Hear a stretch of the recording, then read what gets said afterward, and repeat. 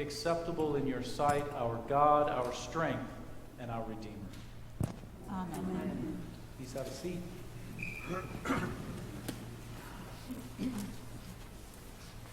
A couple of months ago, when the family and I moved to our new neighborhood in Ruskin, I was a little bit concerned about the neighborhood.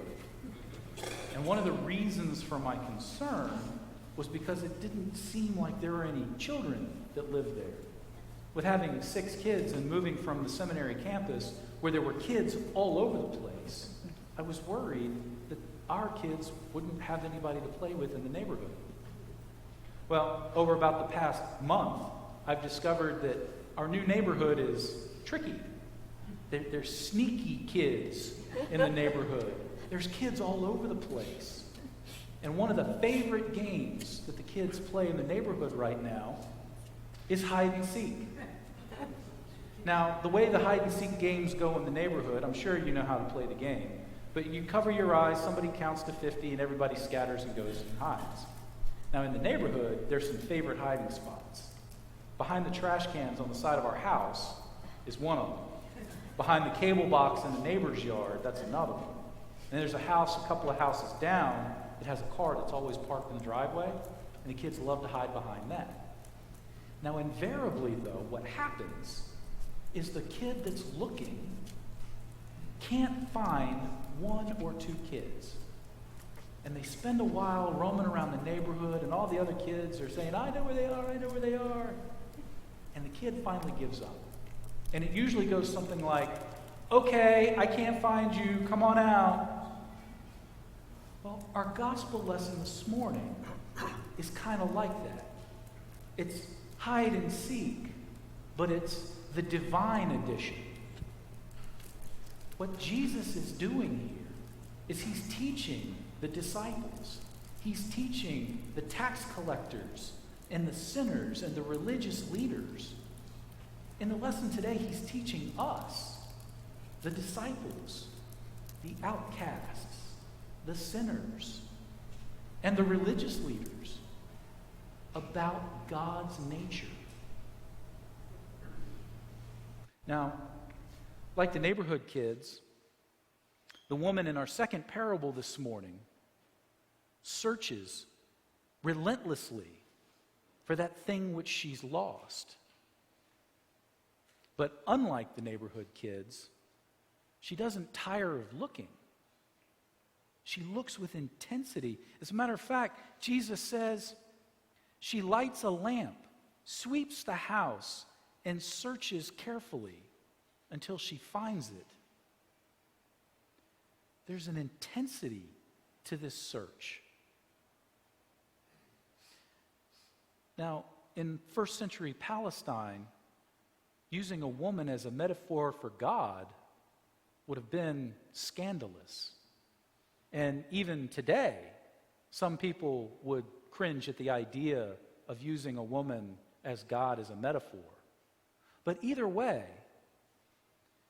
this woman represents the intensity and relentlessness with which God seeks out those valuable things that are lost. Imagine this woman searching with a lamp in the dark, presumably on her hands and knees, looking for that one valuable coin. That's God's nature. The intensity and relentlessness with which this woman searches for that coin is the same intensity and relentlessness that God seeks us when we stray. Our first parable this morning, the parable of the lost sheep, presents a couple of problems, I think. Jesus says, "Which one of you, having 100 sheep and losing one of them, does not leave the 99 in the wilderness and go after the one that is lost until he finds it?" The problem here is none of us would. Would you leave 99 sheep to go find one? Why would anyone risk that much? Now, make sure everybody's with me here. The shepherd in this parable is God, and the sheep are us, the lost sinners, prone to stray away from God. Does anybody know anything about sheep?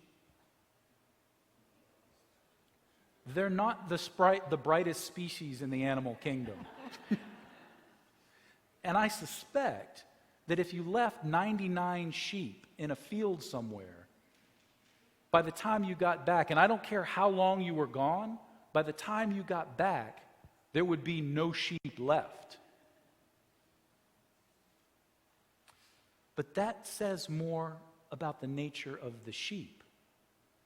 That says more about our nature than it does about the nature of the shepherd, than it does about the nature of God. And that's the point that Jesus is making this morning. We wouldn't leave the 99 sheep because the potential cost would be too high, right? There wouldn't be any left when we got back. But that's not the case for God. God seeks out that one lost sheep and doesn't weigh the cost.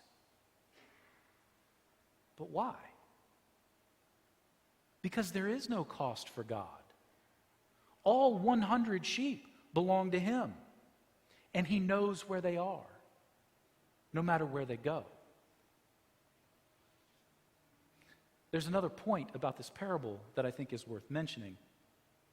When we think of this shepherd with his flock, where do we vision? Do we vision a green field with some trees off in the distance? Maybe those trees, that's the wilderness, right?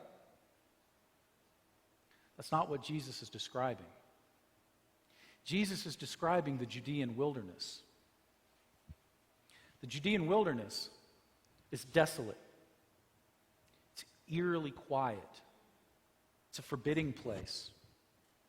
It's mostly rocky ground everywhere.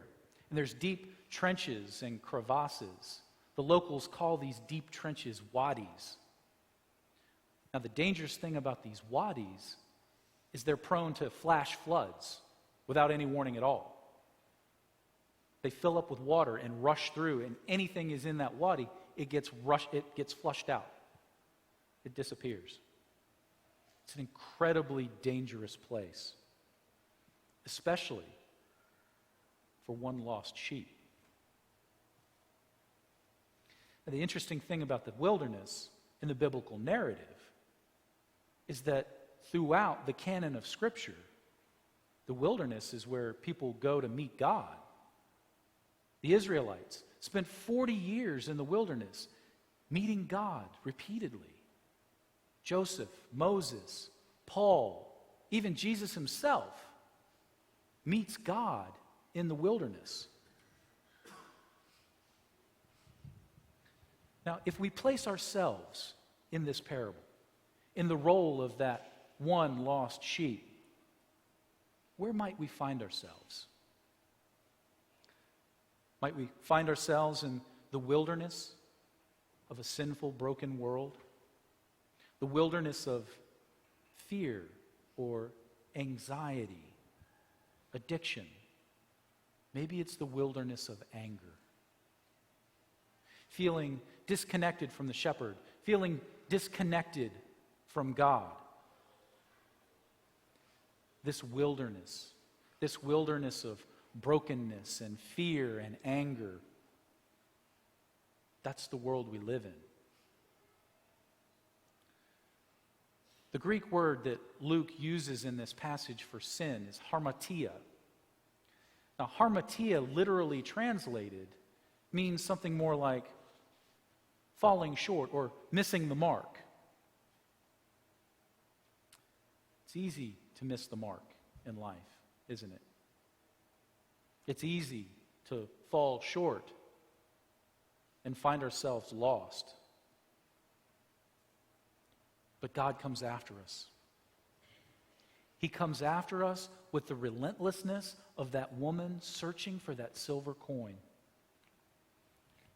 And when He finds us, He doesn't scold, He doesn't belittle, and He doesn't punish. What does He do? He tenderly places us on his shoulders,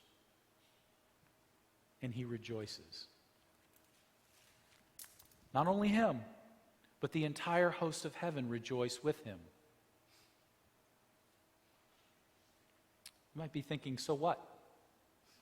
So what does this matter today? It matters because we are not always the one lost sheep. We're not always the lost sinner. We're not always alone in the wilderness. But at the same time, we're not always in the 99. We're not always part of the flock. We're not always righteous. We are both sinful and righteous.